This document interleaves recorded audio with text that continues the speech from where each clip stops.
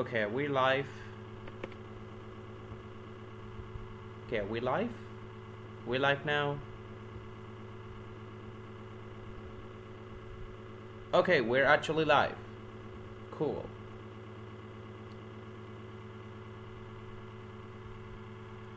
Okay, it's pretty cool. I'm actually gonna put my volume up now because I don't know if I am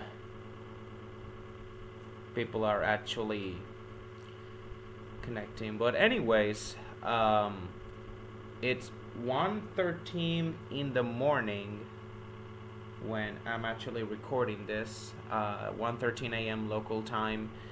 But anyways, this is actually something new, a new project, or rather a new way that I'm gonna be recording videos from now on. So for those of you guys who don't know me, my name is G2V Racing, or you may also know me from my second channel, G2V Racing, on YouTube. I have two YouTube channels, honestly.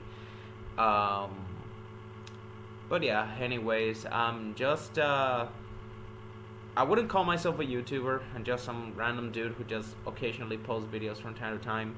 Some of them sometimes are video gaming videos, other times they're NASCAR videos. But yeah, that's just the gist of it. My upload schedule is pretty inconsistent, but I always try to create content from time to time, and you know, it's been pretty rough this past couple of years for me to try and get content.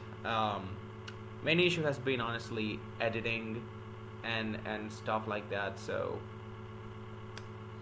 but the thing is, I have a lot of videos coming out, so it's main problem is that I just, you know, the quality of the videos are not like the best, and I know most of them are like for like 2021, 2023. I know most of the videos that you see on my channel right now that are public are from 2022, and those are the ones that I felt had like the best content out there. But I've still been recording content. I just do not I just didn't feel satisfied, and like I'm just gonna go back to them eventually, and I'm like gonna either re-edit them, re-upload them, or just, you know, make them public again, whichever works. But that's why you see my videos, like I don't have that as many videos on my channel as someone who would, you know, rather upload videos. Someone who considers themselves a NASCAR YouTuber. I don't consider myself a NASCAR YouTuber simply because of my upload schedule just being pretty inconsistent, and the fact that I also have a pretty tight personal life between, you know, hanging out with friends and work, especially work. I mean, I work an 11 to 8 job, and if I don't have anything to do in the mornings, I'll just, you know, much rather sleep and wake up late. And this has really cut into my editing time, honestly. Like, seriously, I like I said, I have been recording videos and I've been creating content, but because I haven't been editing videos, or like most of that is like unedited, and I have to take parts out of it and make it beautiful. Like, editing a video is just really hard. So so I feel like the best way to make content for you guys is just you know, just setting up a stream. But holy shit, the OBS was just cracking up on me. I really thought, I never thought it would actually get to this, but finally, it looks like it's finally working. So anyways, let's get this show started. First video of the year of 2024. It's actually gonna be, you know, a little bit of a recap, winners and losers of the 2024 NASCAR silly season. And this, again, it wasn't as eventful as 2023. There weren't like that many big dogs that moved out, but there were still a lot of big players, some big players, and because of that, some winners and losers too. And we're actually gonna go to that now. I actually got my phone on hand here. Obviously, you guys don't see it because I'm not showing my face, but I got my phone in here with me, just to help me off with my notes. And as you will see here, I'm on the good old tier maker, to just, so you guys can see my thoughts better. Not all teams are here, and you guys will see most of the teams, like the Hendrick Motorsports of the world, the RFK, for example. Those teams are missing, but that's because they didn't make like any major moves as far as drivers, racing as drivers, and because of that, I feel like, to save time, and to cut this stream a bit short, because like I said, I'm recording this at like 1:15 ish in the morning, so I'm pretty tired. So I just want to take this out. If anyone's watching, by the way, shout out to anyone who's up at night watching. I don't think anybody's watching, but again, I do not expect anyone to watch. I have a pretty small following, so this is just a way for me to get this to get content out like as fast as possible, because like I said, I do not like editing videos, or rather, it's not that I hate editing videos. It's not like I'm not bad at it, but it's just that it takes so much time, and I just want to cut out on editing. And I just feel like, live streaming just like this, I know the content is not gonna come out like as beautiful as I thought, as people may think, but again, it's just the best way for me to create content for me, like at the moment. Give content to you guys and just put it on YouTube. Live stream is just the best way to go, and I don't know how good this will turn out. Like I said, this is my first time live streaming on YouTube. I've done a couple live streams on Twitch, but that's more like for my gaming channel, for my NASCAR channel, this channel. I have never done a stream on YouTube, so this is actually my first YouTube stream. Kind of like a milestone for me, but anyways, yeah. Let's just enough rambling. Let's just get this on. So, anyways, I'm gonna start with the Cup Series teams first. Then we're gonna go with Xfinity, and then we're gonna go with the Truck Series. Like I said, you guys won't see Hendrick Motorsports here because that team, they stayed the same. That 4-car lineup will stay the same. Larson, Elliott, Byron, Bowman, same thing as JTG Doherty. Stenhouse, I believe Stenhouse signed on a multi-year deal. Yeah, he signed a multi-year deal to stay with JTG. The first team I'm actually going to talk about is Colleague Racing, and this is a very interesting team. First of all, on the Cup Series side, I feel like they downgraded, since Allmendinger is going to be back in the Xfinity Series full time, which means that the 16 car is now going to be back to the rotation car that it was back in 2022. And also with Justin Haley leaving for Rickworth Racing,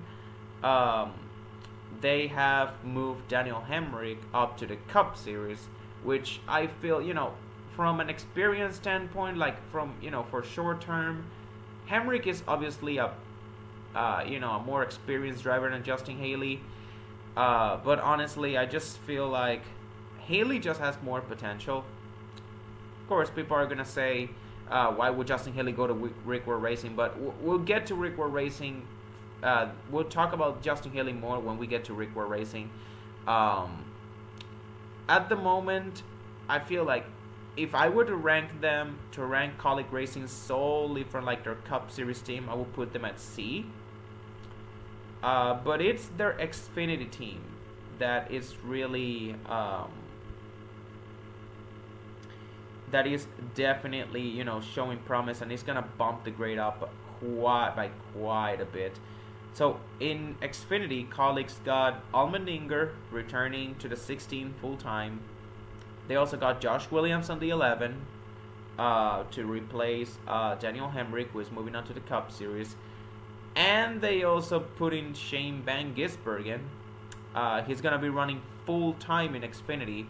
And this is fascinating for so many reasons. Because, first of all, this is a deal in conjunction with Trackhouse. You know, the contract that SVG signed is not with Colleague, it's with Trackhouse. He's just running the full Xfinity season from Colleague Racing with support from Trackhouse. So he's basically driving the 97 car. That's basically a Colleague Racing entry, but with Trackhouse support. So it's kind of like a partnership of sorts between Trackhouse and Colleague. And speaking of Trackhouse, they have made a lot of partnerships going on.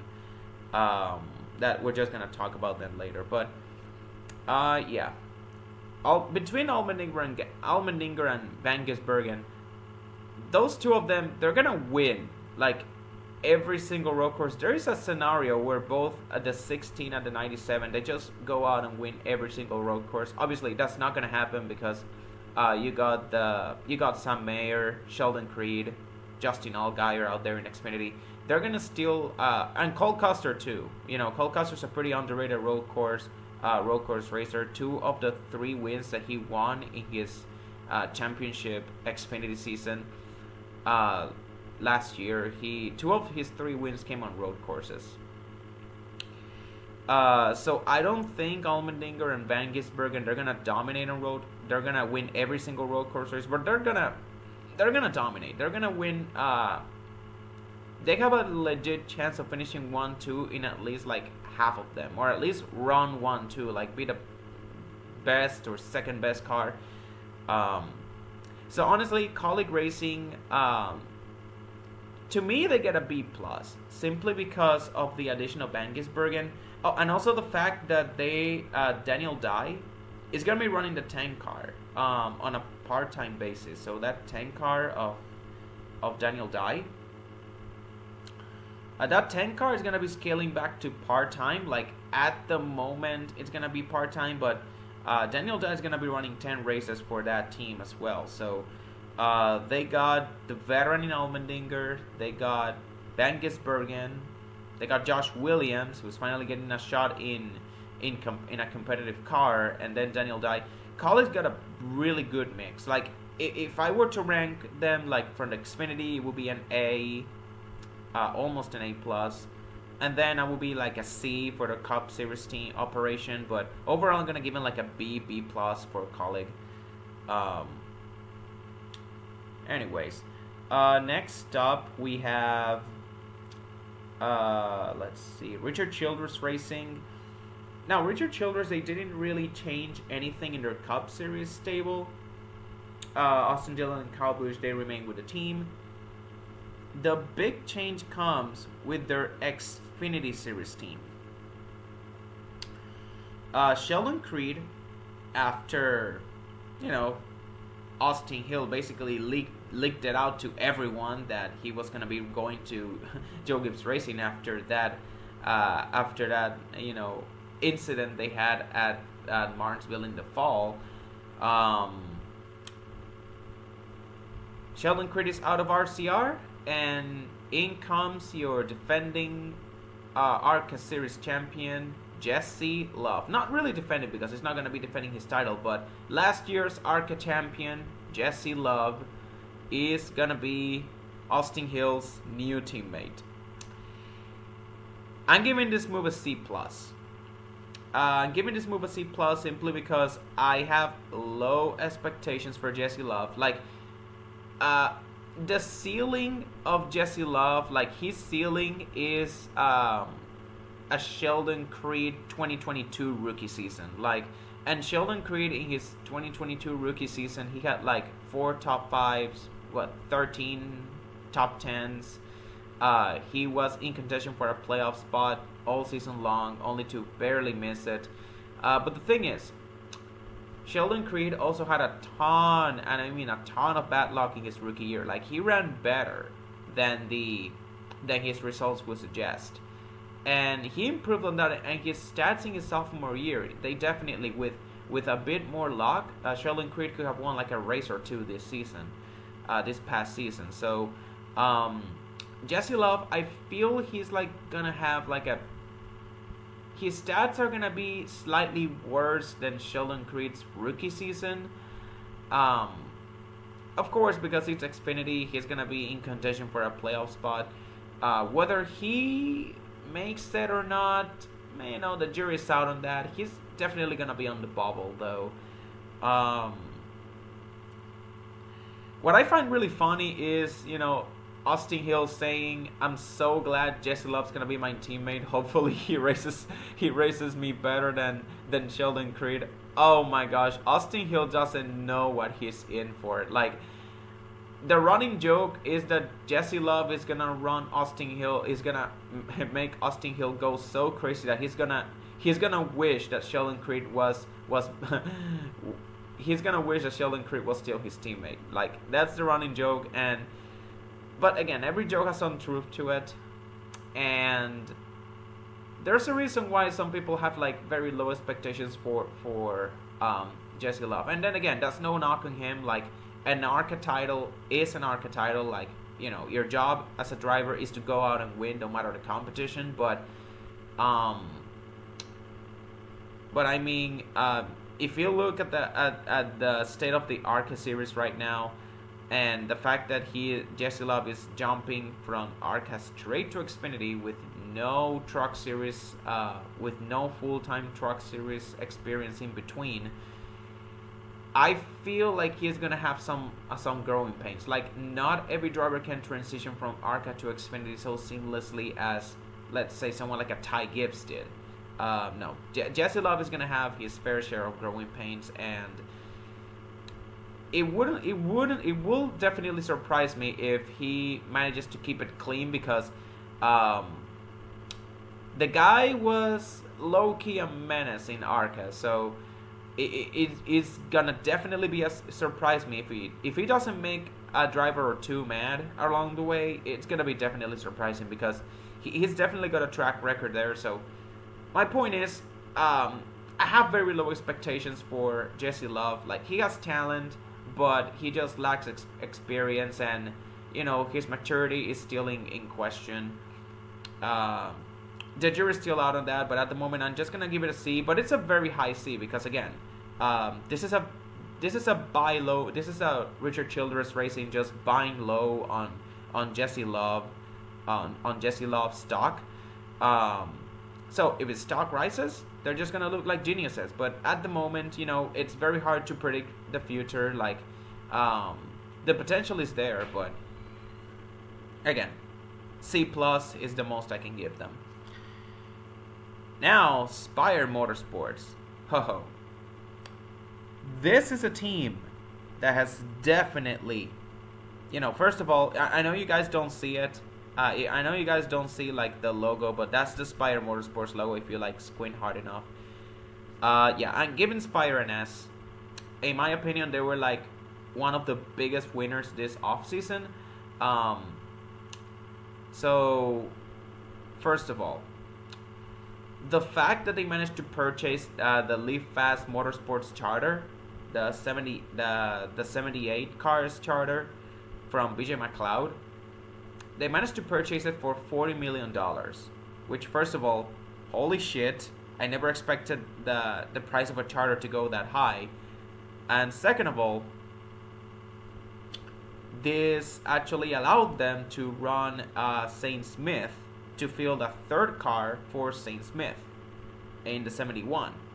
Now, of course, Saint Smith is not their driver. I know that. Saint Smith is not their driver. He is technically Trackhouse's driver. And again, we'll get to Trackhouse, because Trackhouse is another team that makes some big moves. But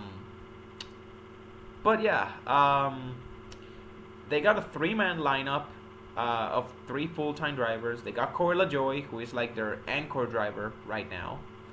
I believe he has established himself as the anchor driver right now.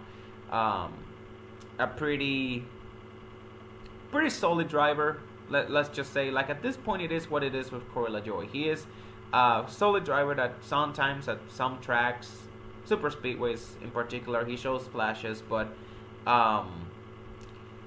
if he manages to run like top 20, if he manages to like finish in the top 10 like on speed, it would be surprising. But at this point, it's not surprising to see LaJoie competing for the occasional top 20. And he's got Zane Smith, the aforementioned Zane Smith, who is under loan from Trackhouse, just like SVG is in Xfinity, and Carson Hocevar, who is replacing Ty Dillon.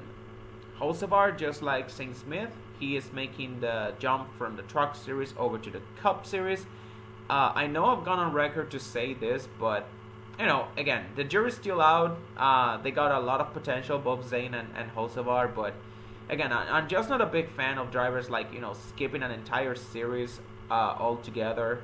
Like it's always been ARCA, Trucks, Xfinity, Cup. I feel like Hocevar, he would do better from a full-time season or two in Xfinity. But then again, I digress. It's still a pretty good move, nevertheless. The fact that Spire is investing on two of their young drivers, and even if they're not gonna keep one, Zane Smith is a Trackhouse driver. He's only there while Trackhouse just manages to procure not a charter or like expand to 3 full-time teams with some sponsorship money too. So again, who knows how long Zane Smith will remain at Spire Motorsports. Hocevar though,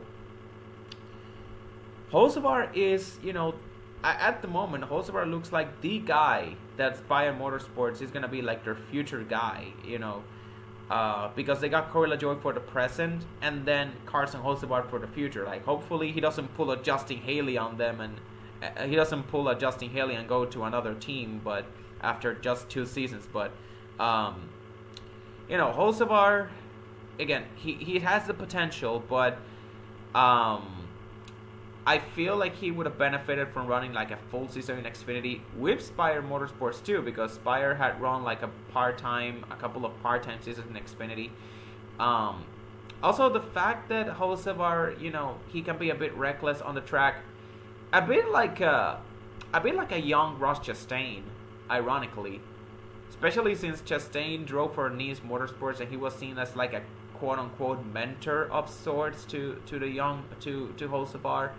I feel like Hocevar takes a lot after Ross Chastain. Now that I think about it, Hocevar, that alone would have made Hocevar a better fit for Trackhouse while Zane Smith goes to Spire Motorsports. But then again, who knows with NASCAR and stuff. But even if Hocevar is not with a Trackhouse contract like Zane Smith is, he still has that relationship with Chastain and he takes a lot after him. And the fact that Trackhouse and Spire are on a technical alliance, again, I feel like it's gonna benefit both teams and also gonna benefit Hocevar, because he's gonna have, like, with alliance mates, Ross Chastain and also Daniel Suarez. Okay, so speaking of Trackhouse, because I've been talking a lot about Trackhouse. Let's just get Trackhouse out of the way too. Trackhouse is an S tier as well. Okay, let's just get that out of the way. Trackhouse, just like Spire, they made a lot of moves. They signed Zane Smith to a development deal. They also had Shane Van Gisbergen to the aforementioned development deal as well. He's gonna be racing across all 3 national series. I do believe he's still going to be running some Truck Series races, because I know that's in the plan. I know that was in the cards before the whole like full-time Xfinity deal with Kaulig was announced. I just want to make sure that this is correct. Yeah, he's still going to be... Yeah, it looks like nothing has been... no news has come out on that. It looks like the plan for Van Gisbergen to run some Truck Series races in addition to his full-time Xfinity stint and part-time, Cup Series stuff, is gonna be like up there. But anyways, so they got Zane Smith, They got Shane Van Gisbergen. Oh, and they also signed Connor Sillage. I believe this guy, he is an Arca West driver. Okay, I want to make sure that I got this right. Oh no, he runs for Arca in the main Arca series. Okay, so he's an Arca driver, and he also runs in the Cars Tour late model series. Okay, so they got, and this guy is actually 17. Like, he's gonna be turning 18 this year, but they signed him as a teenager. Holy shit! This is like the first development driver that Trackhouse has signed, because for Saint Smith and Van Gisbergen, I know those guys, I know I've called them like development drivers, but those guys, they actually already have like, they were signed to like, well, Van Gisbergen's contract wasn't signed like a Cup Series deal, like it was like a deal to run like all 3 NASCAR National Series, which then eventually expanded to a full-time Xfinity run, but, and you know, Saint Smith was like a Cup Series contract with Spire Motorsports. Connor Sillage, this is like a true driver development deal, because the guy, he's still 17. He's gonna be running some Xfinity races, for whoever is affiliated with Trackhouse. Okay, let's see who's gonna be who he's gonna be running with. Let's see, because I know he's gonna be running some Xfinity races next. Like this season. Okay, so he has not been announced which team he's gonna be driving for, but he's gonna be running in Xfinity, the Truck Series, ARCA, the Cars Tour, IMSA Trans Am. This guy is this guy's gonna be multifaceted. You know, Trackhouse, and this is gonna be a 2-year development deal, so he's going to be running Xfinity, Trucks, ARCA, Cars Tour, Trans, and IMSA. I do believe, and this is my prediction, I do believe for Connor Sillage, he's going to run part-time in 2024, but I feel like in 2025, he could go full-time, either Trucks or Xfinity or ARCA. I believe he's going to score like a full-time ride in one of those 3 series. But yeah, so far, 2024, like running part-time in Xfinity, Trucks, ARCA, Cars Tour, Trans, and this is an amazing deal for Trackhouse, because they finally got like their first true development driver, and they're pulling all the stops for him. Like, they're going all in on him. And so hyped to see how this turns out for them, because so far Trackhouse has been they have shown that they are a team that they do things right, and they know what they're doing. Justin Marks, that guy really knows what he's doing, and Pitbull, he looks like a genius, like buying this team and, you know, treating the venture. Like, I love what Trackhouse is doing for NASCAR, and once again, this offseason was just a slam dunk for them. They got Shane Van Gisbergen. The only downside is that he's not going to be running in the Project 91 car, because, you know, this news just came out earlier this afternoon that SVG, he would actually be running all of his Cup starts. He will be running them with the 16 car of Kaulig, so he's not going to be running the Project 91 car. But this could be a blessing in disguise, because Trackhouse could just go out and get another international driver to run the Project 91 car. So we're talking about Ross Chastain and Daniel Suarez being their 2 full-time Cup drivers, then SVG and Saint Smith as their, you know, their other drivers that they have in their roster. They also have Connor Sillage in a driver development car. And then they got the Project 91 car, which, now that Van Gisbergen has vacated it to run for Kaulig in the 16 part-time in Cup, this means we could see like 6 drivers that have some affiliation to Trackhouse racing in NASCAR, either of NASCAR's 3 national series for this season. And again, this is just amazing. Again, this is just amazing. Trackhouse is just stealing like every single it's just like every single move Trackhouse makes. It's like the right move. It's just amazing. But anyways, Front Row Motorsports. Enough talking about Trackhouse, but I just love their off season. Like Spire and Trackhouse, in my opinion, were like two of the biggest winners this past off season. So, anyways, Front Row Motorsports, here they are. I'm giving them an A actually. They managed to keep Todd Gilliland, after the whole Zane Smith debacle, where they gave Zane Smith like 6 races in the number 38 car, and then Todd Gilliland they put him he was forced to run like 6 races for Rick Ware Racing against his will. A lot of people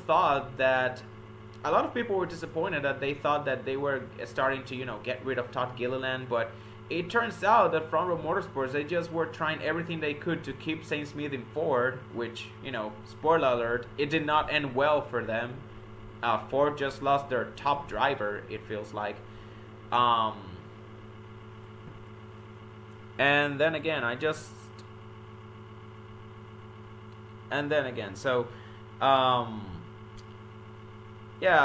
they managed to keep Todd Gilliland though.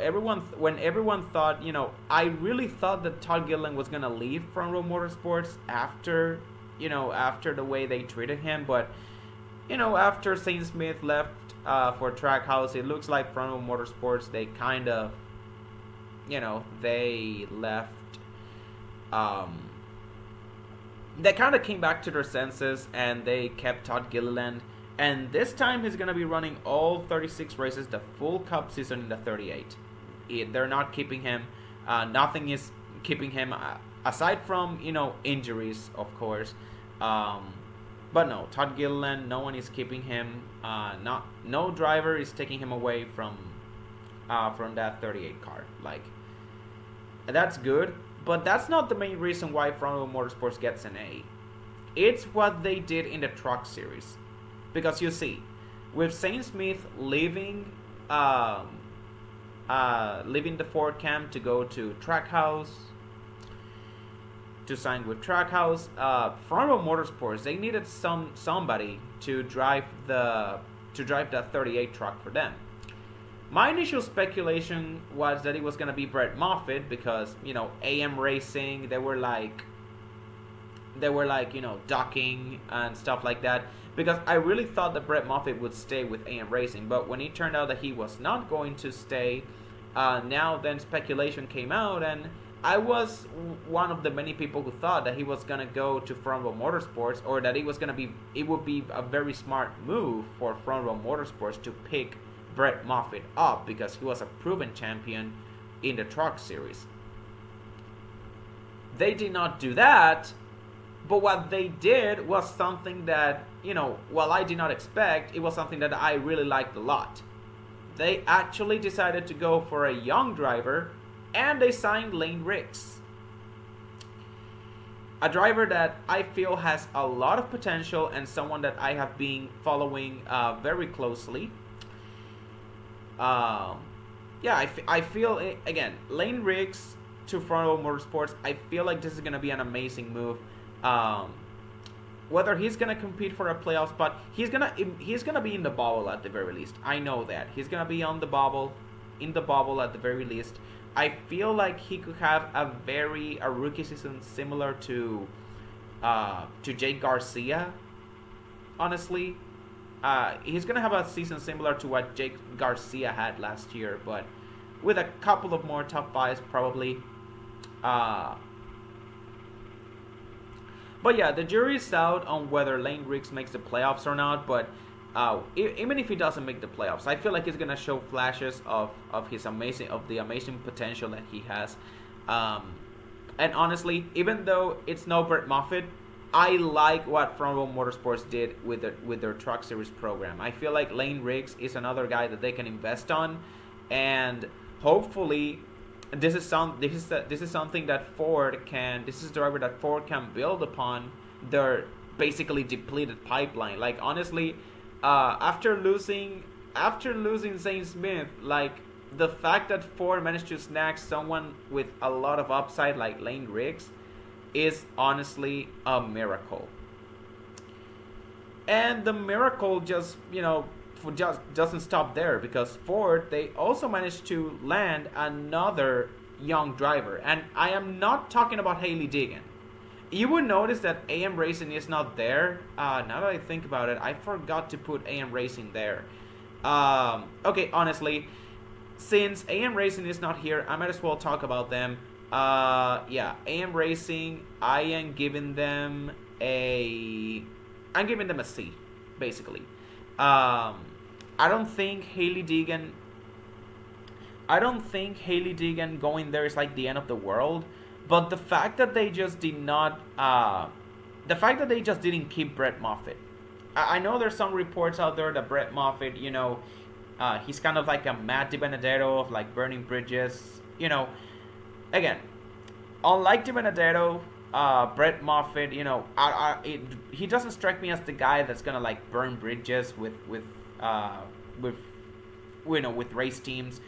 Brett Moffitt just doesn't strike me as the guy like DiBenedetto does. So this is all just speculation, but I feel like AM Racing should have done like a better effort to try and keep Brett Moffitt, because I feel like Hailie Deegan could have benefited from having a veteran teammate throughout her rookie campaign in Xfinity while she is like in the second car. Her being the main focus, like, yeah, it could bring her some upside, but again, like, the fact that she is damaged, the fact that she is considered like damaged goods after her 3 disastrous seasons in the Truck Series.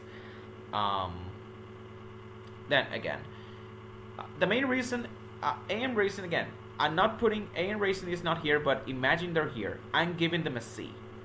And this is not even a C+. Like, I'm just giving them a C for AM Racing.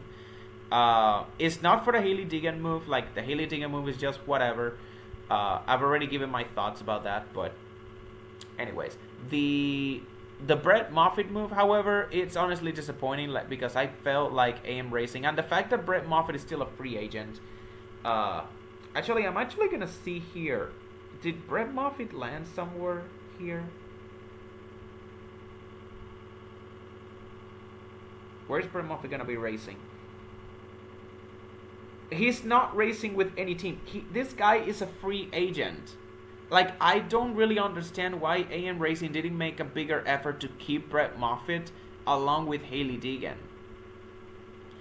So, now they got Hailie Deegan running full time, and then the car that Brett Moffitt used to run, the 25, they're gonna be running it like on a part-time basis. Like what? They're gonna bring back Brett Moffitt part-time? Like, that's not gonna work.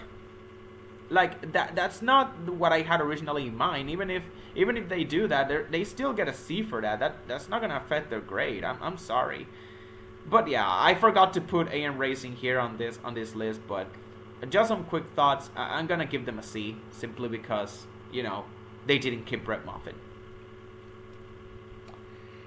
Anyways, there's a lot of teams here. Actually, there's still a lot of teams I gotta left talking about, and I'm like almost 40 minutes rambling. That's just how I go about it sometimes, guys. I'm sorry. Okay, let's see what other team. Let's talk about Rick Ward Racing. Actually, they got Justin Haley and Kaz Grala. So Justin Haley is gonna be drawing the 51, and Kaz Grala is going to be drawing the 15, but for the majority of the racing. So it's not going to be like a full-time deal like Justin Haley's is. Haley's going to be running full-time. We know that. Kaz Grala, on the other hand, he's going to be running 25 races for the team. And then he's going to be running some races as well for Front Row Motorsports in the 36. kind of like what Saint Smith did last year, except that Gralla is going to be running all of those races in that third car instead of the 38, sharing the 38 with Todd Gilliland, thank goodness.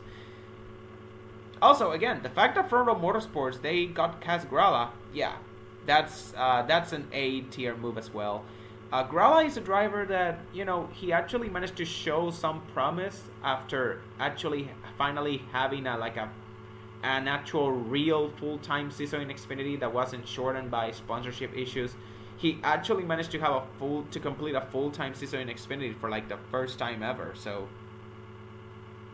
good on Gralla for that.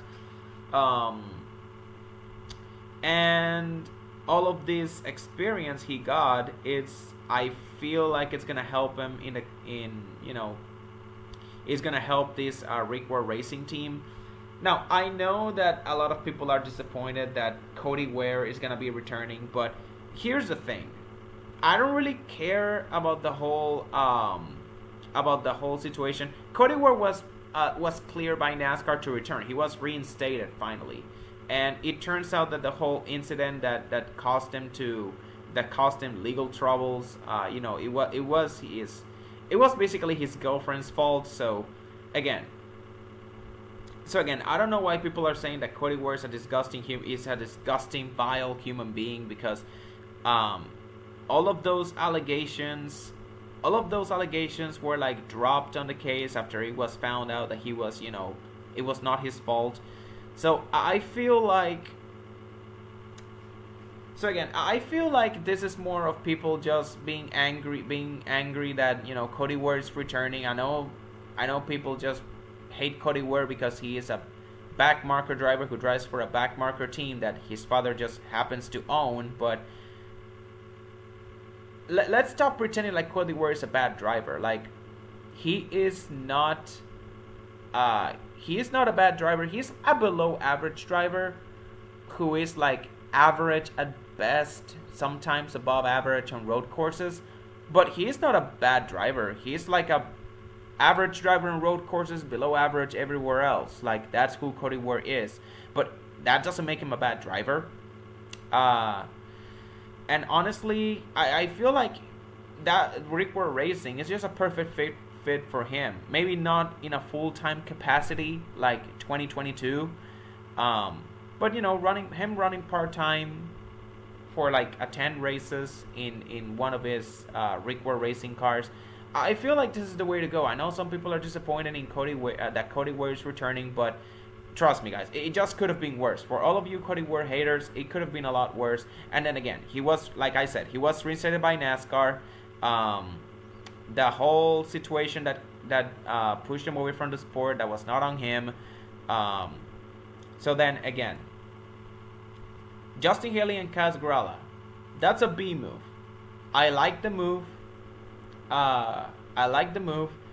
But again, I do agree with the fan base that I would have liked it better if it was just Justin Haley and Kaz Gralla full time instead of just Cody Ware being thrown into the mix as well. And even if you wanted like a veteran to share the ride with Kaz Gralla or another driver, they could have gone with JJ Yeley. But then again, Yeley said that he didn't want to run any Cup races and wanted to run like an Xfinity season full time. He just he was done running like part time in the Cup Series. I respect that, honestly, but even then, I feel like even if it wasn't gonna be JJ Yeley, I feel like there were gonna be a lot of options out there, like Ryan Newman, for example. You could have just brought him back. So the people that say they're disappointed in Cody Ware, that Cody Ware is returning, they definitely do have a point. I just feel like their anger, or the way they're expressing their anger, is somewhat misguided. But I definitely understand the root cause of the. I understand the point they're trying to make. That's all I'm saying. Their anger is misguided, but I understand. Yeah, there were many better options than Cody Ware. Could have gone with Ryan Newman, for example. That's all. Okay. Next up, we do have Stewart-Haas Racing. So, this is pretty interesting. And this is going to be somewhat of an unpopular opinion, but I'm going to give Stewart-Haas Racing an A-. It's an A minus, but I'm putting that it's still an A tier. Again, Stewart-Haas Racing, I feel like this is very similar to what they're doing is very similar to what Richard Childress Racing did with Jesse Love. Stewart-Haas Racing is buying low on Noah Gragson. They are buying low on him. And I mean, and you guys do not know how low. If you guys have seen the paint schemes, the paint scheme reveal for Noah Gragson, you know the guy literally has no sponsorships. Like, that was just a test car. You put the Rush Truck Centers logo on it and call it a day. That's the paint scheme that he's gonna be running for the class. Just a plain silver scheme with a Rush Truck Centers logo and the number 10 plaster on it. Like, that is it. That is how low Noah Gragson's stock is. And most of the bad reputation he gets, it's not even his fault. Like, that was just an honest mistake he made. And again, we don't even have to. I don't even have to rehash how Noah Gragson, how we got to this situation when it comes to Noah Gragson. But all I'm gonna say is, this is the perfect Charlotte redemption, and Tony Stewart has made it very clear that he signed Noah Gragson because he sees the potential in him, and he also likes, what he brings to the team personality-wise. Again, I like that. Probably, I like that Gragson is on a team that it's more supportive of him than, Legacy Motor Club, for example. But again, like I said, Noah Gragson, I feel like he's gonna be a good fit. Again, I know like the results on track are not gonna be that much. Like, if I was gonna rank Stewart-Haas Racing, like if I was gonna rank their offseason based on what do I expect out of them, I would rank them like C tier or D tier or something like that. But the main reason I'm ranking them on A tier is because they are signing talented drivers. They are buying low on talented drivers. Josh Berry's stock, as a matter of fact, Josh Berry, the guy that is replacing Kevin Harvick after he retired, his stock also dipped. His stock also dipped because he went winless during the Xfinity Series last year. So his stock went really low because of the Xfinity Series. He was eliminated in the first round. He scored 0 wins last season. So again, this is just who Stewart-Haas Racing is at this point, and they're gonna struggle on the track. Yes, this is a rebuilding year for them. But the fact that they have like a core of youngish drivers. Ryan Preece is not that young. Chase Briscoe is not that young. Like, honestly, the youngest driver of that group is Gragson. But the 4 of them are pretty talented in their own right. It's just that Stewart-Haas Racing, they just joined the team it's just that they are, all the 4 of them. If this was like Stewart-Haas Racing in 2018, I feel like they could, compete for results, for top 10s, maybe one of them, maybe one or two of them, Briscoe and Berry could win races, Gragson and Preece too. But this is 2024 Stewart-Haas Racing. The downfall of that team needs to be started, by the way. But yeah, even though the results on track are not going to be there, I definitely like the direction that this team is going with their rebuilding. I feel like Gragson and Berry, they're definitely going to show flashes. Briscoe, Preece, they hopefully have bounce back seasons. But yeah, especially the fact that I like how their social media is like hyping them up, and how Tony Stewart also is like buying into that hype as well. That is what I like. That is what I like. Even if the hype just falls flat on them, on everyone, I feel like that this team is just gonna they're gonna rebuild, but they're gonna have fun in the process while doing so, and I feel like that's what matters. Honestly, it's not in NASCAR. It's not just about winning. It's about steps in the right direction. side tangent there, but again, that's how I feel Stura Haas Racing about that. Okay, let's do some lightning round next. Let's go with this truck team, Freedom Racing Enterprises. This is the team that Spencer Boyd is. This is Spencer Boyd's Truck Series team, basically. So Spencer Boyd, I believe he left Young's Motorsports so that he can start his own race team. Honestly, I'm just gonna give it a C. Like, I don't know what to expect from this team. Honestly, like, I just don't know what to expect from this race team. But like, again, I don't know what to expect from this race team. But it's probably 9 times out of 10. I'm 90% sure it's gonna be just, your usual, just Spencer Boyd performing in the Truck Series. Like, Spencer Boyd in the Truck Series. That's how I feel. That's how I feel this truck team is gonna perform. It's just like he's gonna perform at the level Spencer Boyd, because this is his own race team after all. Nothing much to say there. CR7 Motorsports, and no, this team is not affiliated with Cristiano Ronaldo in any way, shape, or form. But yeah, it's called CR7 Motorsports. I'm giving this team an A, simply because they finally managed to get Grant Enfinger on a full-time ride. And also the fact that they managed to purchase some of the assets from GMS Racing, it gives me hope that they could actually be competitive. It remains to be seen, but Grant Enfinger has raced for them in the past. If you remember that 2021 season where he missed the playoffs because he failed to start for I believe the second race of the season at Daytona Road Course, and then he spent the rest of the season alternating between the 98 and then the 9 car of CR7, the Cody Rohrbaugh.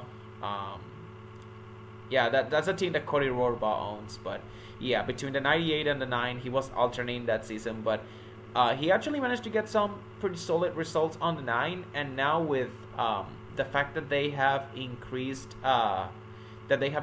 resources, or better resources, from purchasing some of the GMS Racing's assets. Also, the fact that they have Enfinger now for the full season, I feel like they're gonna be competitive. Maybe they could compete for a playoff berth. I definitely got Enfinger in my playoff bubble for sure, and his experience, by sheer talent and experience alone, I feel like Enfinger could elevate that team to the point where they actually make the playoffs as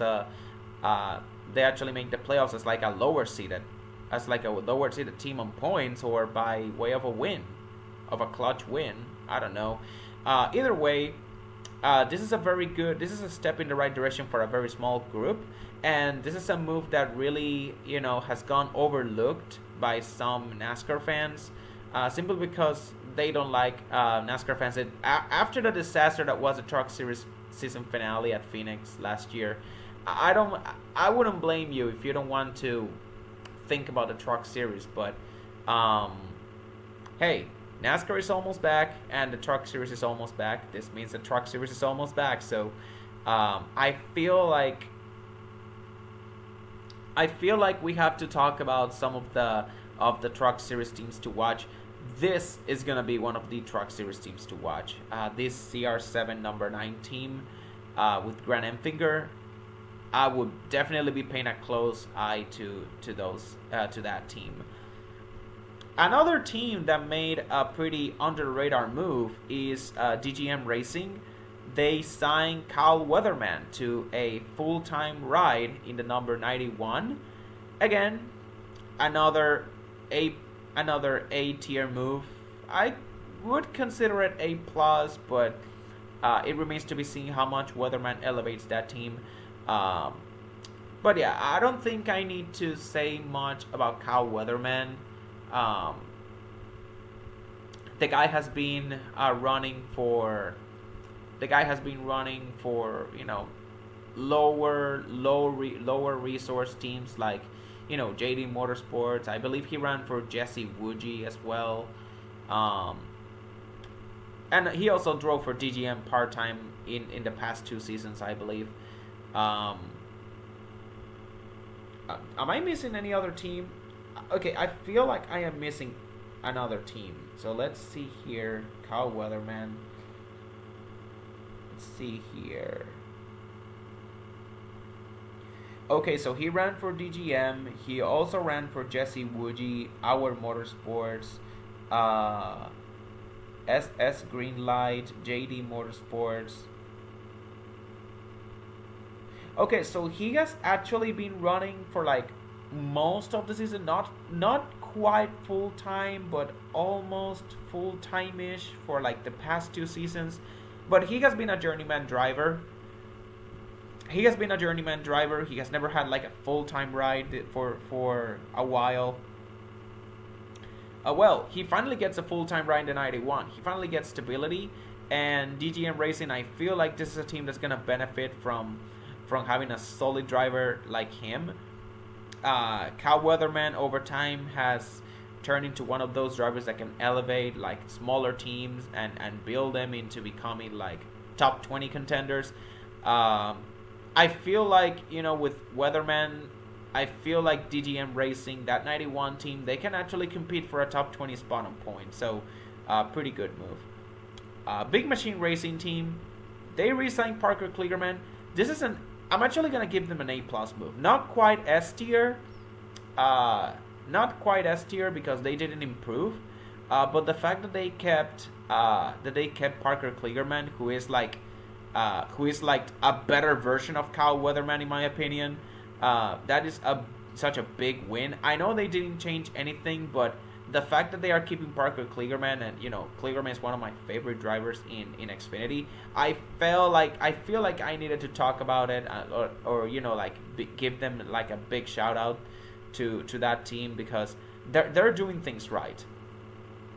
I feel like Kligerman, he is going to win this season and return to the playoffs with that 48. Like they have done it, they did it last time. They can do it again. There's no reason why they cannot do it again. I definitely expect that 48 team to be back in the playoffs. Okay. Alpha Prime Racing. Alpha Prime Racing. Okay, this is the team. They actually signed Brennan Poole and Ryan Ellis. This is the team that signed Brennan Poole and Ryan Ellis to full-time deals. Let's see what else they have going on that team. Let's see here. Yeah, I'm going through my Xfinity Series notes right now. Yeah. So Alpha Prime Racing, they signed Ryan Ellis and Brennan Poole to full-time deals. And then they also have the 45. It's going to be their third car. The 45 is going to be a part-time car with Cesar Baccarella and Brad Perez. This is actually a very good move, because Alpha Prime Racing, ever since the team became Alpha Prime Racing, I know that team was like Tommy Joe Martin's team, and it became like Alpha Prime now with Cesar Baccarella when he joined forces with Baccarella. But that team has never had a full-time driver. I know they've had like a rotation between Jeffrey Earnhardt, Ryan Ellis, and like several other drivers filling in, but they have never had like a full-time driver, let alone two. So then again, for a small team, or not really a small team, for like they are a small team, but for a team that is struggling to get like top 20, to compete for top 20s, that occasionally like they run like 25th to 30th place range, for a team like that, signing a full-time driver is always a big plus, because it gives you stability, it gives you like something to build upon, it gives you a reference. And the fact that you have 2 points of reference with Ryan Ellis and Brennan Poole on that Alpha Prime team, that is a big plus. I feel tempted to give them like an A-, But again, the fact that they are such a limited resource team, and I don't expect much for them, I cannot give them anything more than a B plus. Actually, I'm gonna put them like lower than colleague. Yeah, it's still a B plus for me. It's still a B plus. Now this team, this is our motorsports. Okay, I have a very interesting take on our motorsports. They have Anthony Alfredo back. Anthony Alfredo returns to that team, so that automatically is a B plus move. Uh, the thing about Anthony Alfredo is, I don't know if this is the right move for him. And let me explain. Hear me out on this. Anthony Alfredo was racing last year for BJ McLeod Motorsports, that 78 car. And now, BJ McLeod, that team, they don't have a driver right now. They don't have a full-time driver.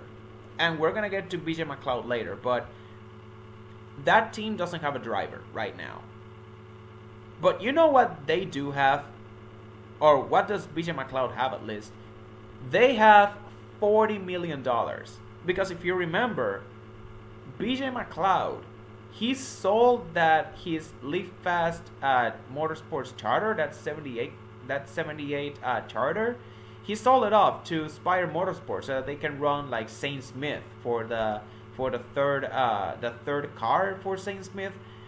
That third Spire car, it's using the charter that once belonged to Live Fast Motorsports, that 78 car.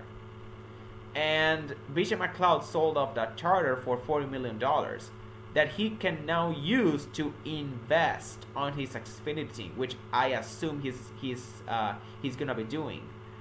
So I don't know if BJ McLeod is going to, if BJ McLeod actually went through and did that, but this is just an educated guess. I think he did. So let's work under the assumption that he actually did, and he spent all of those $40 million on his own race team. That team actually will have a real shot at competing for a top 20 spot in points. So if I'm Anthony Alfredo and I'm seeing that, why wouldn't I stay there? Why wouldn't I stay with that team? Why wouldn't I just say, screw it, let's run it back with BJ McLeod? Because going back to our motorsports, that team is coming off a down year with Blaine Perkins. So, you know, for our motorsports, it's actually a good move because you go from Blaine Perkins to Anthony Alfredo, who was actually one of your drivers back in 2022. So this is actually a good move. From a team perspective, it's a good move. But from a driver's perspective, like from Anthony Alfredo's perspective, I feel like the better move for his career, or like the better move competitive wise, would have been for him to just stay on the 78 with BJ McLeod Motorsports with more money, with more resources, and see where that takes him. If the results don't improve, then fine, you know, just go out and go to our motorsports. We'll go return there or whatever else the wind takes you. But if I was Anthony Alfredo, I would have just stayed with BJ McLeod and see, you know, how far those extra $4 million take them. It wouldn't have been like playoff. I wouldn't have considered it for playoffs for sure, but a top 20 in points would have definitely been in the cards for that team, especially since Anthony Alfredo, again, him returning as a full-time driver will give that team something to build upon from the 2023 season. So again, continuity, $40 million. BJ McLeod Motorsports would have been in such a nice place, in a better place than they are right now. And Anthony Alfredo will be in a much better place than he is right now if he just stayed at BJ McLeod. But then again, our motorsports, they are returning. They go from Blaine Perkins back to Anthony Alfredo. That is an upgrade, very good move. But the fact that Anthony Alfredo is, in my opinion, downgrading himself, going from BJ McLeod to our motorsports, I don't have much expectations for that team. Um, he can still finish top 20 in points for sure, but it's gonna be much tougher. It's gonna be much tougher now, especially with the increased competition. But it's still a B plus move. For this is, remember, I am not ranking the drivers. I am ranking the teams, and from a team perspective, I feel like our Motorsports they did the right move, getting rid of Blaine Perkins and returning returning Anthony Alfredo. Okay, so speaking of BJ McLeod Motorsports, they still do not have a driver. They still don't have a driver, and the season is like we're almost like a few weeks away from starting the season. I believe we are like 2 weeks away now from the season opener, and they do not have that team. Still does not have a full-time driver. Just still does not have a driver. My speculation is, if they go with a full-time driver, it's gonna be JJ Yeley. If they don't go with a full-time driver, and it will be like BJ McLeod runs the season opener at Daytona, and like he's gonna run like most of the races, and then could have a mix of other drivers like JJ Yeley and whoever else, but I'd rather have that 78 have a full-time driver, because I really want to see how much improved that 78 team is with the increased with that extra $40 million that they got from the Spire deal, selling the charter. I really want to see the potential that this team has. So because of that, I just want to see like as few little drivers as possible. Like it will be like at this point, the best case scenario will be for that 78 team to have like JJ Yeley as a driver, as their full-time driver. But that's just speculation. My educated guess is that it's probably gonna be like BJ McLeod running the majority of the races, and then the rest of the races being filled by a driver rotation, covering the rest of the races on a race by race basis. Of course, sponsorship is gonna play a big part, like for every other small team does. But it's such a shame that they do not have a driver. The fact that they do not have a driver means that it really limits their potential, because depending on on who they sign, if it's like a driver that I feel has a lot of potential, they could go like as high as like an A tier. But at the moment, they're just a B to me. They're a B. The fact that extra $4 million can only do so much if you do not have the drivers to put that money to good use, or the drivers to prove their money's worth. But anyways, you get the gist of it. Nice Motorsports. Yeah, I'm not gonna lie, I have to put somebody in the D tier, and this team is kinda the odd man out, not gonna lie. Yeah, Nice Motorsports, they went from Carson Hocevar. I mean, they got rid of Lawless Allen, yeah, but they still lost Carson Hocevar, and they replaced him with Matt Mills. Okay, actually, now that I think about it, I'm actually gonna put them in C tier, because they actually got Bailey Curry. So yeah, and Bailey Curry actually showed some promise on that 41 truck. So him going full time is fine. Matt Mills in the 42. I mean, Matt Mills actually ran pretty good too on the. Okay, actually, okay. Now I need to reevaluate myself, because oh my gosh, oh my gosh, I'm so sleepy. I'm sleeping a lot. Oh my gosh.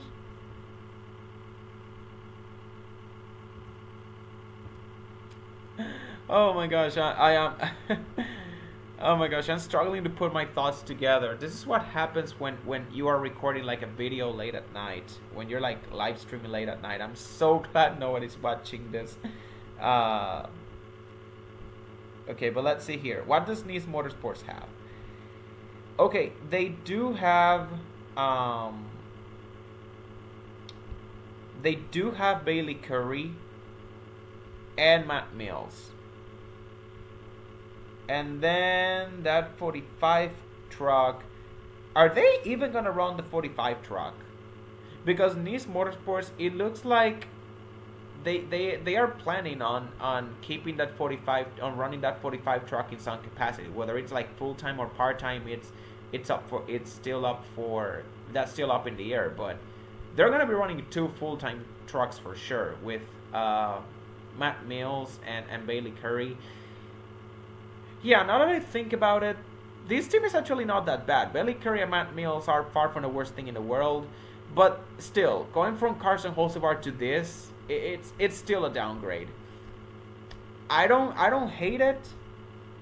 I don't hate it. Like, you could do much worse than those two, and those two have shown flashes, definitely. Like, a lot of people forget Matt Mills in Kyle Busch Motorsports equipment, he definitely showed flashes. But yeah, it's just that Nice Motorsports, that team has been carried by 2 drivers, Ross Chastain and Carson Hocevar, and like no one else has had the success that those two have had. Like, those two have been basically the entire success, have basically defined the entire success of Nice Motorsports. You take those 2 guys away, and Nice Motorsports is just like another team that is like top 20, top 25. It is just crazy. But yeah, I actually retract myself, and this team is not a D tier. I'm gonna put them B minus. Their offseason, they got a pretty alright offseason. I have low expectations for that team, but yeah, it's B minus. Young's Motorsports. Let's see here. Let's see here. Young's Motorsports. They have not.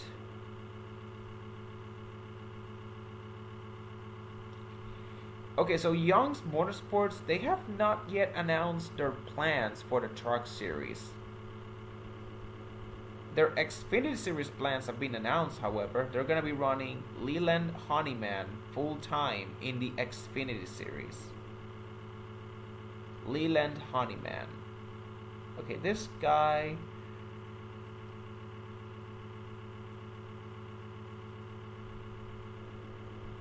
Okay, so this guy ran full-time in the ARCA East.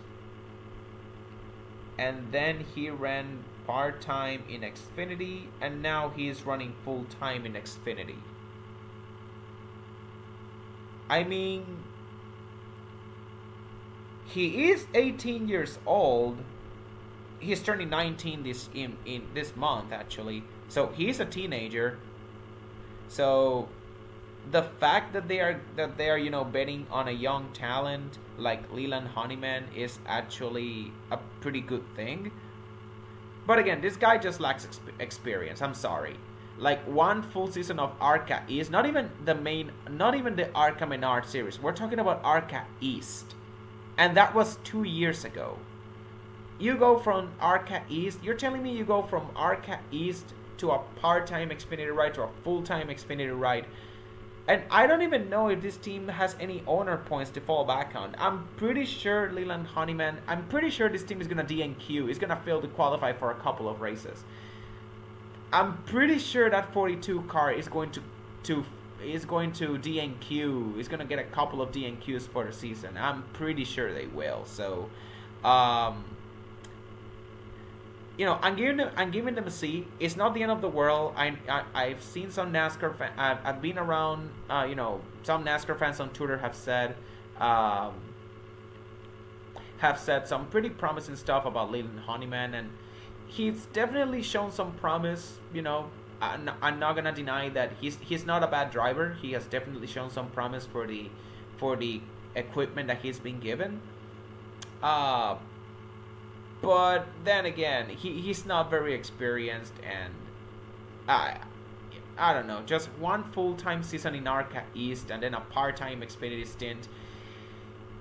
It's just not gonna cut it for me. Like, it's not gonna create expectations for me. Like, these are low expectations. This is a very low risk this is a very low expectation. I have very low expectations for him. I'm giving this team a C. This move a C minus. Like, it doesn't move the needle a lot. Okay, RSS Racing. Okay, RSS Racing. Who do they have? Kyle Sieg, Ryan Sieg, Blaine Perkins, and then they have CJ McLaughlin. Okay. Yeah, I don't know. I want to believe that Blaine Perkins is decent, but after last season, after the disaster that was last season with our motorsports, like, I I feel last season with our motorsports really tanked his value. And then of course you got the Sieg brothers. Yeah, I don't have much to say. Like, I don't have any expectations for this team. The only guy that has any playoff aspirations in that team is like Ryan Sieg, and that's only because he is the most experienced guy. Kyle Sieg is just and then CJ McLaughlin and Blaine Perkins are just like on the lower end of like drivers that you want to have on your race team. They're just on the lower end. Yeah, I'm sorry. This is a C minus move. I don't feel like they did much. They made moves. Ryan C. This team they did moves, but they did not do they did not make any moves that like they moved the needle. Let's see here. JD Motorsports. Let's see.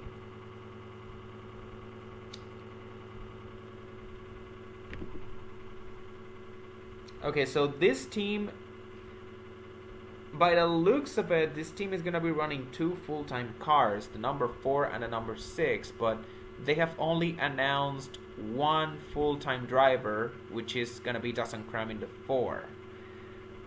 Yeah, again, same as RSS Racing. This is a C minus move.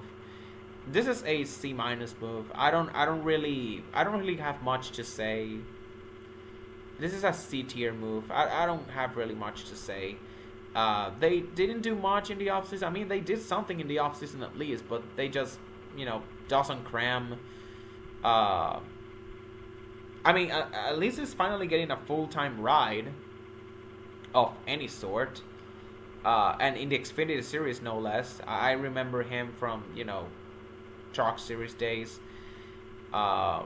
I know most people are going to remember Dawson Cram as the guy that caused the caution that ruined Brett Moffitt's championship hopes in 2020, which is a pretty unfortunate label to get, the caution that ruined a guy's championship hopes. Like, that is a very, very unfortunate label to have for a guy. Like, the most memorable thing you've done is screwing a guy out of a championship. When screwing a guy out of a championship is the most memorable thing you've done, or the thing fans remember you the most for, that's a very unfortunate level to have. And I know Dawson Cram has been, to this day, Dawson Cram has been getting some shit for that still, but which definitely makes me feel for the guy. But then again, JD Motorsports, going to JD Motorsports, I mean, good for him, but this is not far from an S tier move. This is just a C minus type of move. Rion Brothers Racing, I mean, just largely in the same boat. Who did they sign? Lawless Allen they signed.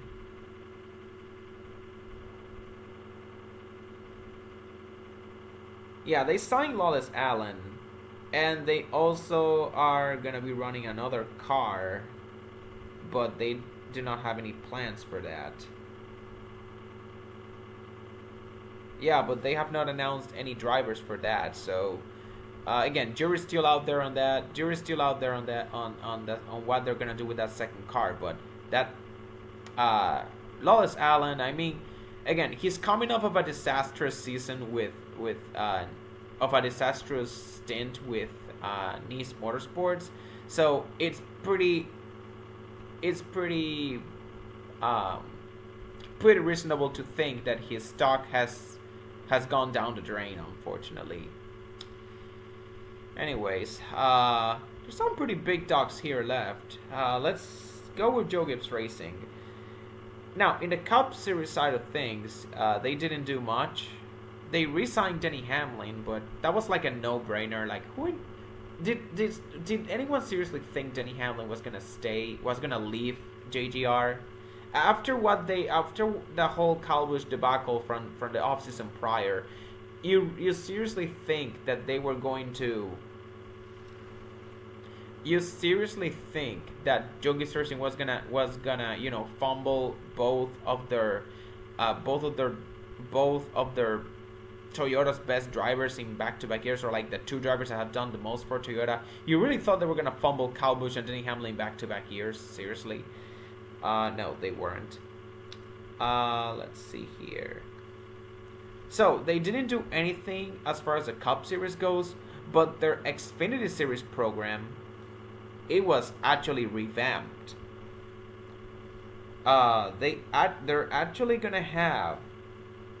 Okay, I'm really excited. I'm not gonna lie. I'm really excited for Joe Gibbs Racing in the Xfinity Series, because the Cup Series, is the same 4-man team. We know what to expect from those guys. Their Xfinity team, however, amazing. I love what they did, for the most part, at least. It could be better, which is why it's not S tier. But Joe Gibbs Racing is a pretty solid A tier move. They have Sheldon Creed and Chandler Smith as their two full-time drivers. And then on the 19, they have Ryan Truex, Taylor Gray, and William Sawalich, and Joe Graf Jr. Unfortunately, oh man, I would have loved for just replace Joe Graf Jr. with Trevor Bayne, and if you just replace Joe Graf Jr. with Trevor Bayne, it would be just an A+ move. But anyways, they're gonna be running 4 full-time teams, by the way. They're gonna be running 4 cars, by the way. Sheldon Creed and Chandler Smith. Sheldon Creed in the 18, Chandler Smith in the 81, which I don't know why they chose 81 for Chandler Smith. I feel like the number 20 would have been better for him. But then again, I digress. And then the 19, Ryan Truex, Joe Graf, Taylor Gray, Sawalich. Maybe Trevor Bayne comes back. There's still a chance that Trevor Bayne can come out and make some starts for Joe Gibbs Racing if the opportunity comes up, like he has done for the past 2 seasons. But it would have definitely been nice for him to be there instead of Joe Graf Jr. It was honestly pretty disappointing. And then finally there's a 20 car. Arica Marola is actually going to be running the 20 car for 23 races. So he's going to be running for most of the Xfinity Series season. Wow. And all I got to say is, wow. I was expecting Almirola to be I was expecting Almirola to go when I was expecting Almirola to run part-time in Xfinity, I actually felt like he was going to be running 10 races max. But 23 races for him, holy shit. I guess the racing bug is not quite out of his system yet. But yeah, Almirola, and then of course John Hunter Nemechek in the 10 car to, spice things up a little bit, to, spice things up around on the schedule. Again, this is honestly a pretty nice rotation. Again, Sheldon Creed, he's definitely gonna win in 2024. Now that he's driving for a new team in JGR. Chandler Smith, he is going to improve as well. And then Almirola is gonna be a nice veteran presence to have around. And then the 19 car, it's just gonna be there. Taylor Gray, Sawalich, Joe Graf, Truex. It is what it is with those guys at that point, but yeah, I just really like but the main reason why they are in A tier is because of Almirola, Chandler Smith, and Sheldon Creed. Everything else, everybody else, is just, meh. Joe Guff Jr., I mean, it's a bit disappointing. It's a bit disappointing, especially considering that Trevor Bayne was still on the table. But then again, I mean, sponsorship money and all that, it is what it is. This is still an A tier. This is still A tier. Like Joe Gibbs Racing in the Xfinity Series, what they did, it's A tier. They revamped their entire team, and I'm all in for it. I love it. This team is Faction 46. Okay, so this is a new Truck Series team. Yeah, so this is a new Truck Series team. This is the team that I believe Eric Istep. Shout out to Eric Istep, by the way. Yeah, this is a team that Eric Istep has been hyping up. The one that Thad Moffitt is driving. Yeah, I don't know how much. I don't want to buy into the hype a lot. Like, I'm gonna be cautiously optimistic. I know this is like Thad Moffitt and stuff like that, and stuff, and I know that this is like the team that we know with Legacy Motor Club now no longer having Richard Petty on it, and Thad Moffitt being like Richard Petty's grandson, being like the only remnants of the Petty legacy. I know that people are gonna like root for Thad Moffitt, or like they feel forced to root for Thad Moffitt simply because of that. Eric Estep, he has been hyping this team up. I'm gonna be cautiously optimistic. I'm gonna give them C plus, B minus. I mean, I don't know. I mean, as much as I want to put them in like a B tier with a B minus, it's a C plus for me. It's a C plus, but it's still like a C tier nonetheless. Like, I don't know what to expect from this team. I don't know what to expect from this team. I don't know what to expect out of Thad Moffitt. That team is going to be running full time. And I've heard like a lot of, Eric Estep. You know how Eric Estep is. He's going to hype that team up because I don't know if he has invested on that team. I believe he has, but I honestly don't know. But yeah, my point is I'm just going to be cautiously optimistic about that team. Rackley War. The team that Matt DiBenedetto left behind has replaced his presence with Ty Dillon. This is a B move. This is like a straight up B tier move. And I know some people are gonna say, Ty Dillon, it runs well in the Truck Series. Again, I believe you, but here's the thing. We said the same thing about Matt DiBenedetto. When he went down to the Truck Series, we thought, a Cup Series driver running the Truck Series, that's gonna be an automatic playoff berth. Not quite. The equipment does matter, and that 25 team, it's a mid-pack team. It's like straight up a mid-pack team. And Ty Dillon, when it comes to the Xfinity and Truck Series, yes, it is his best series, and yes, he does have the potential to elevate that team in Xfinity or Truck Series. However, you guys gotta remember, Ty Dillon is coming up of a terrible season with Spire Motorsports. His stock is low. This is a situation of, it is very similar to how they signed Matt DiBenedetto, where he was like, his stock was pretty low after leaving the Wood Brothers in 2021. The same thing happens here with Ty Dillon. This is Rackley Ward. They're just taking another chance on another Cup driver that has a pretty low stock. Coming up a very poor season. I do believe Ty Dillon is going to pick up right where DiBenedetto left off, but I don't know if it's going to make the playoffs, though. He's going to take a win, and I don't know if Ty Dillon can actually pull that off. I think he's going to be running he's going to have the Ty Dillon season. My expectation is that he's going to have that 2022 Matt DiBenedetto type of season. except without the win. I think it's gonna have like one top five, two top fives, 5, 6, maybe 7 top tens. Yeah, that would be like a very Ty Dillon-y season, and maybe like a around 15 to 20 I think points. That's like my expectation for Ty Dillon. I don't think he's gonna make the playoffs unless he wins, and I don't think he will. But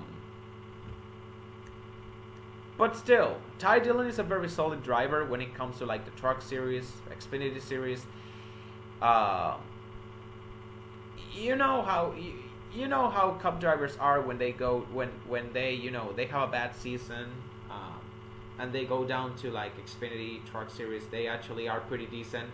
Like the jump from Xfinity to Cup, a lot of people ignore this, but the jump from like Trucks and Xfinity to the Cup Series, like the talent gap is so big. It's actually a huge gap in talent. Like I feel like Ty Dillon in the Truck Series, a backmarker driver like Ty Dillon in the Cup Series, he jumps down to the Xfinity Truck Series. He's actually a mid-pack driver. He's actually a mid-pack driver. Ty Dillon, he may struggle in the Cup Series, but when he jumps down to Xfinity and Trucks, he is actually a mid-pack driver that can compete for top 10s, and that's exactly what I think that's gonna happen. What's gonna happen with him? He may not make the playoffs, but he's gonna be like a mid-pack driver with a couple of top 10s to his name, and that's not a bad thing actually. This is exactly, if he does that, that's exactly what Rackley Ward needs, because that means he picked up right where DiBenedetto left off. Anyways, Sam Hunt Racing. Let's see. Yeah, this is a team that lost Cas Gralla, so you know for a fact that this team is a loser already in this offseason. Let me see here. Okay, so Sam Hunt Racing, they're not even running the 24 full time, because they had 2 full-time cars, the 24 and the 26, and I believe they were running, Cas Gralla was going to be running the 26 full-time, or was it the other way around? Let me check. Let me double check here. Okay, so Toyota. Okay, so Cas Gralla ran the 26 full time, and the 24 was like the car where driver was the driver rotation car. Okay, so they don't have Connor Mosack. So Connor Mosack is not returning at the moment. I don't know if Connor Mosack is gonna be part of that team's plans. I don't know, but I mean, even if it's not, like, no one's gonna, like, even if it's not, like, that's not gonna be a huge loss. Not having Connor Mosack doesn't feel like such a huge loss that people think it is. It's not a huge loss that people think it is. But anyways, I mean, Jeffrey Earnhardt, Sage Karam, Corey Heim, they don't even have the second car. Yeah, this team is a loser. I'm sorry. Yeah, this team is a loser. They lost Cas Gralla. They downsized to a one-car team. That they don't even have a full-time driver. They have like a driver rotation. Yeah, this team took a huge step back. And then SS Greenlight Racing. I mean, not SS Greenlight Racing and not. SS Greenlight Racing, yeah, I'm not talking about them. This team, I'm not talking about them.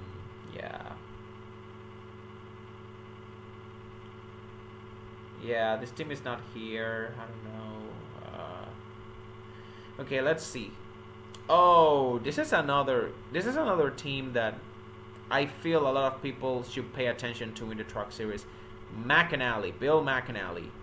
This team made some big moves in the Truck Series. I am tempted to call this team the biggest winner in the Truck Series. After Spider Motorsports, of course. And now that I realize, I didn't talk about Spire Motorsports, what they did in the Truck Series. Because it just doesn't stop there. It's not just what they did in the Cup Series. It's also what they did in the Truck Series. Because they actually went out and bought Kyle Busch Motorsports. And they're actually going to have Kyle Busch Motorsports be like an advisor and a consultant for them. At least as far as the Truck Series operation is concerned. Which is honestly fascinating.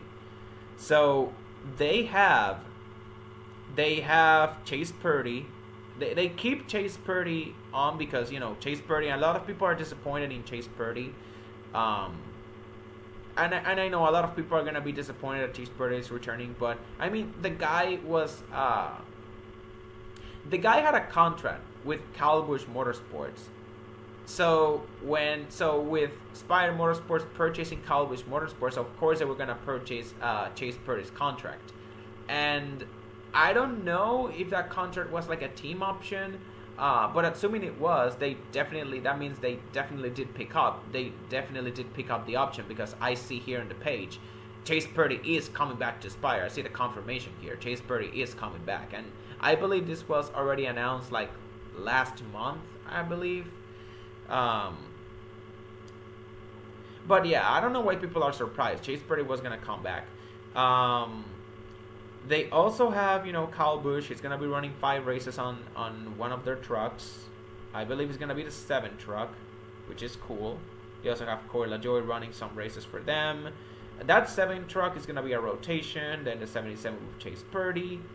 Oh, and they also have the alliance with Rev Racing. The alliance that Kyle Busch Motorsports had with Nick Sanchez. Yeah, Spire Motorsports has that alliance as well, because they basically bought everything from Kyle Busch Motorsports. Yeah, they have, since they bought everything from Kyle Busch Motorsports, they also have the alliance with, this also means that they have the alliance with Rev Racing and Nick Sanchez. So that's a big win. So yes, even if Chase Purdy is not there, so yeah, even if Chase Purdy is still with the team, the fact alone that they bought Kyle Busch Motorsports and they managed to keep like the entire team intact, largely, yes, that is a win. That is a win. Okay, but enough about Spire in the Truck Series. I'm sorry because I forgot to talk about Spire in the Truck Series. When I was talking about Spire and why I was putting them in the S tier, I only talked about their Cup Series program. Like I actually forgot for a moment that they had a Truck Series program. That is actually crazy. But anyways, yeah, we finally got Spire out of the way. Let's talk about McAnally, Bill McAnally Racing. This is the team that I believe, along with Spire, they're gonna be like the 2 flagship teams for Chevrolet now that Kyle Busch and GMS Racing are gone. It's now McAnally and Spire now for Chevrolet. And this team, they actually made some big moves. And they made some big moves. I actually like what they did. You know, Christian Eckes is returning. Championship, a bona fide championship contender at its finest. They got Daniel Dye, you know, who is like who is a low risk, high reward driver. I feel like who is like a low risk, high reward driver, if you ask me. They also have Tyler Ankrum, who is just, you know, steady driver. A lot of people are gonna say like a bit disappointing, and I'm inclined to agree, but he's still a dependable driver that can get you like a top 15 finish in the points. Even if he doesn't make the playoffs, he can get you like a top 15 finishing point. So, and he's far from a bad driver. He's just, you know, a mid-pack driver. At this point, it is what it is with Tyler Ankrum, but you know, at this point, it is what it is with Tyler Ankrum. But yeah, Tyler Ankrum, Christian Eckes, Daniel Dye. That's a pretty good, you know, 3-driver lineup. And then they also have Jack Wood running part-time. He's gonna be running like half the season in the 91. Let me double check here. Oh no, he's actually running 14 races. Huh. Okay, that's actually weird because I thought he was gonna be racing like 11 to 12 races. I guess his schedule was expanded quite a little bit since then. But yeah, he's gonna be racing half the season, basically half the season in the Truck Series. And he's also gonna be running, I do believe he's gonna be running the ARCA West season full time. Yeah, he's gonna be running full time in the ARCA West. Then he's gonna be running part time in the Truck Series, and he's also gonna be running part time in the ARCA Menard Series. Yes, this is actually a very good move because not only did McAnally, they managed to expand to Tyler Ankrum to a 3-car team. Well, actually 4. Well, 3-car team with a 4th part-time team with Tyler Ankrum, Eckes, Daniel Dye, but they also, their part-time driver Jack Wood, they're actually doing all they can to rebuild his stock because, just like Lawless Allen and several other drivers, his stock suffered. Like, Jack Wood's stock dropped significantly after struggling with Cowbush Motorsports last year. So the fact that McAnally is not only taking a chance on him, but they're actually investing in rebuilding his stock by sending him back to the ARCA West Series and also running him part-time in the ARCA Menards and also part-time in trucks. Like, we could actually see, I'm not gonna lie, but we could actually see Jack Wood legit improving by the time he makes it back, full time into the Truck Series. If Jack Wood does extremely well, it wouldn't surprise me if McAnally decides to put him full time in the Truck Series on the 4th, decides to put the 4th truck full time for him and have like their 4-truck lineup complete. That is, of course, assuming that they keep everybody else intact, their 3-car lineup intact. But anyways, let's see here. But yeah, McAnally, they did great. This is A+ move for them. And let's see here. Okay, so what else do we have? What else? Let's see. Okay, so we have a couple of teams left here. Oh, okay, I didn't really mean to do that. Okay, I didn't really mean to do that. The freaking Windows just took me out of the screen. Okay. Okay, so there is a couple of teams remaining here. And wow, this stream is just under 2 hours. Okay, I don't know whether to feel proud about that. But yeah, anyways. Okay, JR Motorsports. Let's see, JR Motorsports. Okay, the only thing they did is replace Josh Berry with Sammy Smith.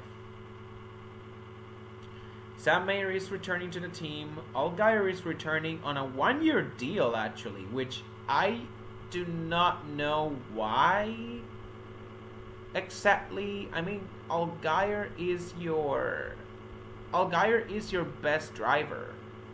Why would you only extend him for 1 year? Why would you only extend him for 1 year? Like, that is honestly perplexing to me. Like, yeah, Allgaier is back for this year, but why is the contract extension signed for only just a 1-year deal? Why not sign him for a multi-year deal? It will make more sense, considering that he is your best driver. But again, I digress. I know sponsorship money talks, but I am actually, the fact that Allgaier is signing all of these like short-term deals, it makes me really worried that he could actually jump ship and leave the team. I mean, obviously, I don't know if that's gonna happen,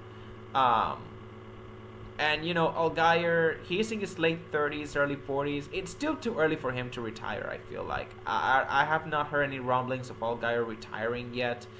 Um, but yeah, again, he's their best driver, at the very least, JR Motorsports' most dependable driver. Like, the jury is out there whether who will be carrying the torch for JR Motorsports next year. If it's gonna be either him or Sam Mayer, I don't know. Um, but yeah, it's just I just find it really weird and really perplexing that Allgaier would just sign a 1-year deal when he is like their best driver. Anyway, Sam Mayer is back, which is good. I definitely expect him to be a title contender, just like last year. Brandon Jones, I mean, it's not the end of the world. When he signed with JR Motorsports, we all knew it was gonna be a 2-year deal. So, he did extremely bad on his first year, but I mean, the second year, it can't get worse than this. It cannot get worse. It honestly cannot get worse. Like, after a bad season, the only way to go is up. Like, I definitely do not expect Brandon Jones to have back-to-back bad seasons. Like, I honestly do not expect that. And finally, they replaced Josh Berry with Sammy Smith, who is leaving the 18 car of Joe Gibbs Racing for what's his name? JR Motorsports.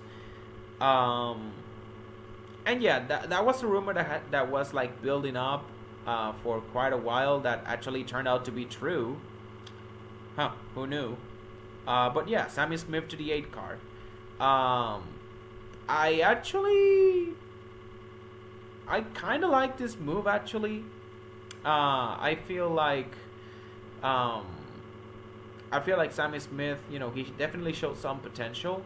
The fact that, he actually managed to win Rookie of the Year when I did not expect him to.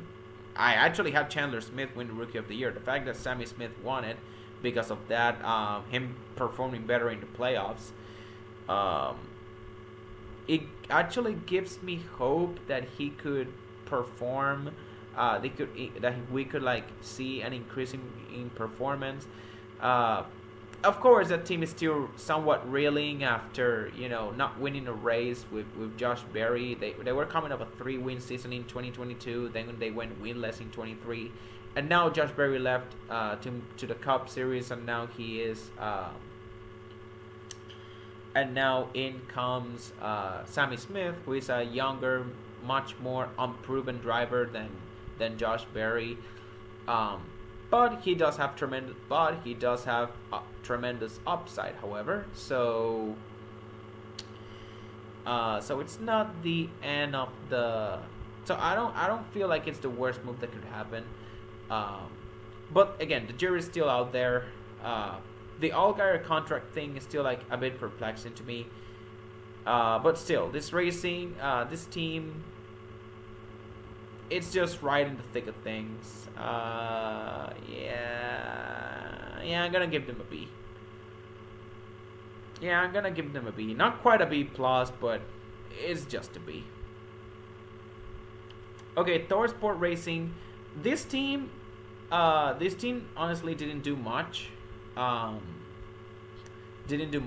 the only big move they made was replace Haley Deegan with Jake Garcia, which is actually a pretty good move. But the fact that they did not keep Jake Drew, and they instead keep Connor Jones in the 66. I mean, Connor Jones, again, he's a young driver, pretty talented, but he showed some reckless moments last season, which have called into question his maturity. Again, I've gone on record to say the guy's a teenager. He's gonna be fine. Just give him a couple of years, and he's gonna grow out of that. The guy's gonna be fine. I mean, Connor Jones is okay, but I would have pretty much rather had Jake Drew in the 66, or both Jake Drew and Connor Jones in the 66 running in a part-time 66. Um, but then again, it's not the end of the world. That's just me going on another side tangent. Um, yeah, the big thing, however, is that Jake Garcia signing. It's a much better upgrade over Haley Deegan, you know, and the fact that McAnally, um, they actually got better in my opinion by expanding to a 3-truck team. I didn't even mention that they didn't resign Jake Garcia, and they still came out as winners. ThorSport, they also came out as winners by signing Jake Garcia. However, because they only made a singular move, I'm only gonna give them an A-. But it's a pretty big move because, like Lane Riggs, Jake Garcia is a very, it's like Jake Garcia, I feel like he's like the best young driver in the truck series that no one talks about. He's a very underrated young driver. Very underrated. Like, the best young driver in the truck series that no one talks about, that is Jake Garcia right now. So I definitely expect him to be in the mix for a playoff spot. Of course, I don't know. I don't know if it's actually gonna make the playoffs because you gotta remember that 13 truck. If it doesn't make the playoffs, it's gonna be because that 13 truck held him back, big time. Because that 13 truck, it's really because that 13 truck is that 13 truck has been really, really, really slow. That is what that's where I'm getting at. That's where I'm getting at. So I don't expect much from Jake Garcia simply because he's gonna be driving that 13 truck, which has been like the fourth string over at ThorSport behind Majeski, Ben Rhodes, and Matt Crafton. But if someone can elevate that team out and bring them out of the Haley Deegan era, it's gonna be Jake Garcia. So, yep. Fingers crossed that hopefully Garcia manages to find some success in that 13 car. Chances are he's still gonna be the worst performing out of the 4 ThorSport cars, but he's definitely gonna do better than Haley Deegan for sure. He is definitely gonna do better than her, and with ThorSport and who knows, maybe if the cards fall into place again, maybe he can compete for a playoff spot. Again, that remains to be seen because who knows how far he can take that 13 truck. But a top 15 in points is not out of the question. And last but not least, it's the Legacy Motor Club.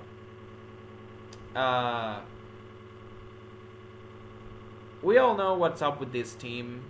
They switched to Toyota, which it's actually a good move for them. And they also got John Hunter Nemechek, which is a pretty... it was basically the no-brainer move for them. The switch to Toyota basically makes them a B-plus team alone. Because they go from like a bottom-tier Chevrolet team to the third-tier Toyota team. That's an upgrade in and of itself. Because when they were with Chevrolet, how many Chevrolet teams were there? You had Hendrick, RCR, and Trackhouse, and then you also had JTG, Spire Motorsports. Yeah, like Legacy Motor Club was like the 5th team, 4th team sometimes at best. Yeah, that wasn't cutting it. Yeah, that wasn't cutting it. So, the fact that they managed to switch, that they went from there, the fact that they switched from Chevrolet to Toyota, and they are now getting better manufacturer support, that is a win in itself. They managed to retain Eric Jones too, who has been like their anchor driver for the last couple of years. That's good too. Um, the way they got out of the whole Gregson situation to make room for John Hunter Nemechek was very a bit dickish, yeah. But I mean, Gregson, the Gregson situation made it much easier for them to, it gave them the perfect excuse for them to get rid of Gregson in a way that didn't give them much backlash. In a way that didn't give them much backlash, and they could act like their hands were tied. So out with Gregson, and in comes John Hunter Nemechek, who, it was a no-brainer situation. It was a no-brainer because he was tearing it up in Xfinity. With that 20 car, but even if it's a no-brainer, it's still a great move. John Hunter Nemechek, of course, he has rebuilt his stock after a disappointing rookie season back in 2020 at Front Row Motorsports. He just started from zero, signed with Kyle Busch Motorsports in Toyota, stayed there 2 years, then he moved out to Xfinity with Joe Gibbs Racing, the number 20, won a bunch of races again, and now he's back in the Truck Series in arguably a better opportunity than the one that he had. Not arguably, a much better opportunity than he had back when he started out his Cup career at Front Row Motorsports. So, even if John Hunter Nemechek has made, like, even if John Hunter Nemechek has lost some favor with a lot of the NASCAR fan base, even if a lot of people don't like John Hunter Nemechek as much as they do before, you cannot deny the guy actually bet on himself, and it worked on him, and it worked.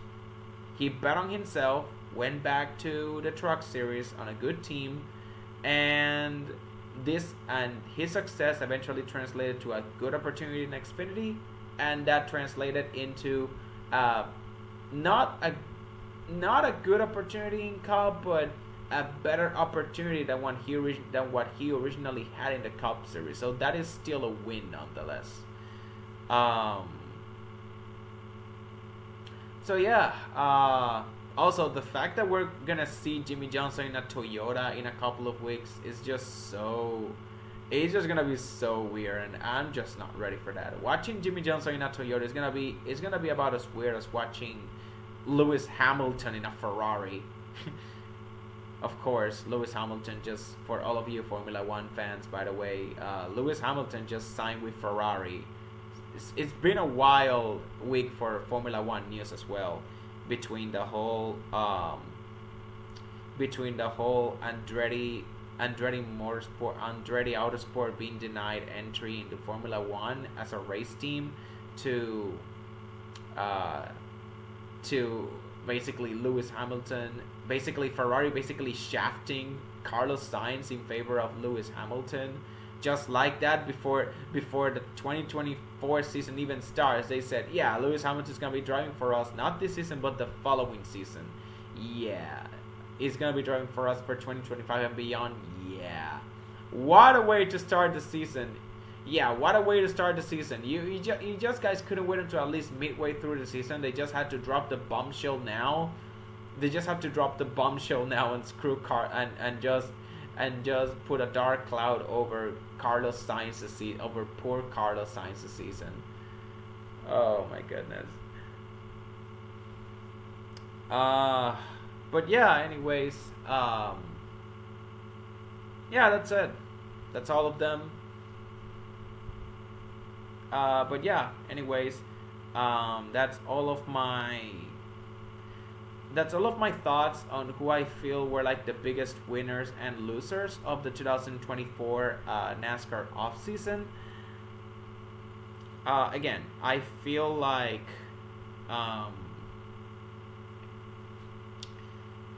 this is my first ever live stream, so Of course, the commentary. I didn't have any script. I just went over my thoughts, and again, recording this video at 1 a.m.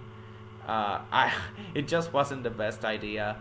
But then again, if you guys come across this video, let me know if you like this like live streaming stuff, because I'm still new to it.